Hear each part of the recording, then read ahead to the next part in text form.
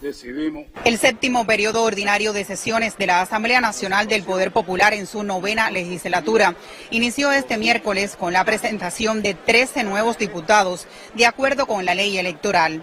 Luego de la lectura y firma del juramento, los parlamentarios tomaron posesión de sus cargos. El presidente de la Asamblea, Esteban Lazo Hernández, les dio la bienvenida.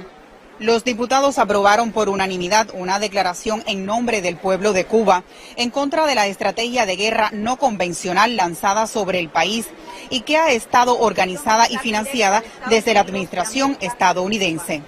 Respalda la decisión del gobierno revolucionario de enfrentar e impedir, en ejercicio de la soberanía y la ley, la agresión del imperialismo estadounidense que se propone conculcar nuestra independencia y destruir el orden constitucional, la revolución y el socialismo en Cuba.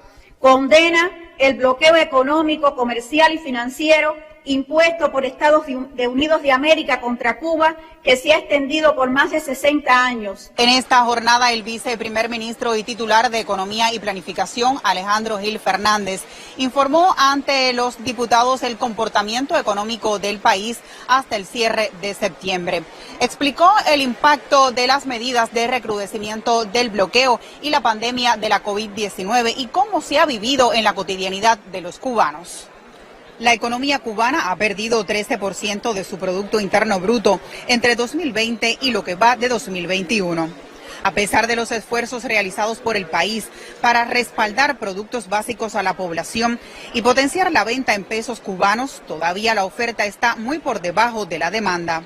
Algunas medidas, como las ventas en moneda libremente convertible, han devenido un paliativo ante la compleja situación. Una parte importante de esas ventas en pesos cubanos que se han venido respaldando mínimo en algunos alimentos básicos y otros aseo, medicamentos, una buena parte del financiamiento viene de las ventas en MLC. Y les digo que en este periodo, hasta septiembre, más de 300 millones de dólares se han redistribuido de las ventas en MLC en divisas a las ventas en pesos. Y no ha sido más, como se ha explicado y como se denunció el pasado mes de junio, por el bloqueo que no nos permite convertir en dinero utilizable una parte importante del efectivo que hemos recaudado por las ventas en MLC. Esa política criminal es la que ha impedido que el diseño que inicialmente se hizo de estructura de venta en pesos y en divisas lo estemos cumpliendo y que tengamos hoy un déficit de oferta en moneda nacional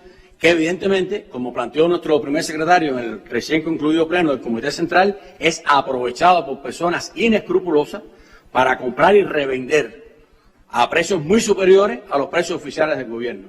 Ante el déficit de medicamentos en el país, el viceprimer ministro explicó sus causas, convocó a combatir el desvío y la reventa y ofreció una perspectiva para los meses venideros. ¿Qué explica esto? Dos razones. Primero, el déficit de ingresos que tiene el país. Una parte importante de los medicamentos son importados o de producción nacional, pero hay que importar materias primas y hay que dar la sostenibilidad a la industria. Y segundo, que nos hemos gastado cientos de millones de dólares en enfrentamiento a la COVID. Parte de esos ingresos que años anteriores utilizábamos para la producción nacional y la importación de medicamentos, la prioridad que hemos tenido es la COVID. Y eso se expresa entonces en un déficit de oferta a otros medicamentos de manera directa. Y bueno, entraremos gradualmente en la misma medida en que vayamos disminuyendo la necesidad de recursos para respaldar el enfrentamiento a la COVID, los iremos nuevamente destinando a la producción de medicamentos y por esa vía y otros ingresos que estamos trabajando también en el país, pues bueno, ir avanzando hacia una sostenibilidad de la producción nacional, la importación de medicamentos y recuperar los niveles de estabilidad que habíamos alcanzado en periodos anteriores. El titular de Economía valoró como positivo el incremento del empleo en el país, con casi 200.000 personas en el transcurso del año en diferentes formas de gestión, en su mayoría jóvenes. Reiteró la importancia de la empresa estatal socialista para ser más eficiente y aprovechar las medidas adoptadas para su avance sin trabas. Igualmente se refirió Alejandro Gil a las medidas compensatorias ante la inflación para atender a las personas y núcleos familiares más vulnerables. Se le está cubriendo el costo de la canasta familiar normada a un grupo de personas, de las más vulnerables. Estamos prácticamente ya en el entorno de unas 400.000 personas, repito, muy por debajo de lo que se requiere, con un costo para el presupuesto que como ustedes pueden apreciar ahí supera los 400 millones de pesos. Alejandro Gil Fernández reiteró el llamado para seguir potenciando la recuperación de la economía con el esfuerzo de todos. Aumentar la productividad desde lo interno es el camino en medio de las fuertes limitaciones financieras y el impacto de la pandemia de la COVID-19. Talía González, Sistema Informativo de la Televisión Cubana.